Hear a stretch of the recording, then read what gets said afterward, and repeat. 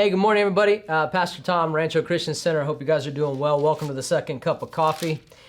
Flipping in my Bible here, trying to get to the right scripture. Last week we started a series based on just words that are in the Bible and looking at their Hebrew or Greek meaning, depending on where it is, and to bring a greater depth to what we're reading, because sometimes we can read words. Last week we talked about agape, which is one of the definitions for love, and we can read love and it can go through our filter of what we think love is, and that may be very, very different than what they're actually speaking about. So we talked about agape and what that means, and what Jesus commanded us to do and to walk in agape love so that they would know we are his disciples. And so if I want to look like Christ, or if I want people to know I'm a disciple of Christ, I need to be walking in the love that agape lays out, not what is just based on my feeling. So today we want to look at a new word. It's nuach. Nuach. For some of you more mature Christians, you may be thinking I'm mispronouncing ruach, but I'm not. It's a completely different word. It has some of the same connotations, but it's not the exact same thing.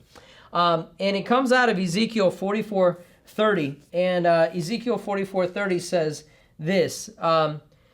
It's just part of the verse. In verse 30, they're talking about people giving to the priest first fruits, and they're actually giving to God, but the priest can take part of this, and God's letting them know they can have some of these things, some of the part of the sacrifice. And it says, you shall give to the priest the first of your ground meal to cause a blessing to rest on your house. To cause a blessing to rest on your house.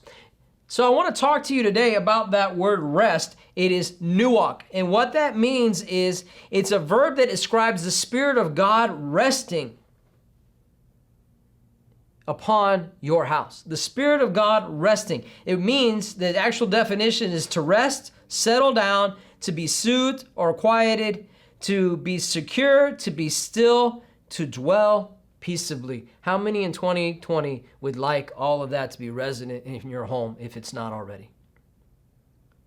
I've been asking myself, asking God as I run, or in my prayer times, God, I want the nuach of God on my life. But I'm realizing there's a step of obedience, which I think goes back to agape, where agape, it talks about that self-giving love that gives freely. Right? And that's what Jesus is saying here. He says, you give freely to the priest, even out of your own portion.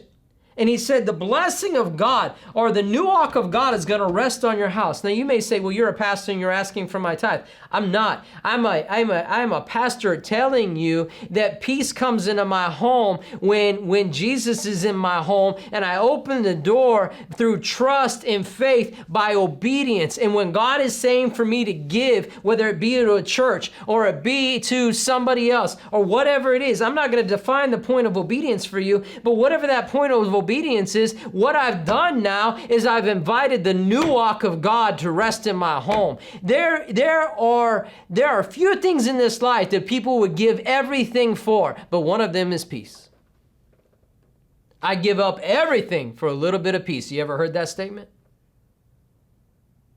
And the only way to find peace, that nuach, not the only way, but one of the ways to find peace, that nuach. Start a relationship with Jesus Christ if you've never done that, because he's the Prince of Peace, and it is a person. It is a presence. But it's also the Spirit of God coming and resting and bringing security, stillness, and a place to dwell peaceably when I'm obedient to walk in the agape, part of the agape, which is self-giving love that gives freely without looking for return. You start walking in that, you're going to start walking in some peace, and so is your home. We love you. God bless you, and we'll talk to you soon.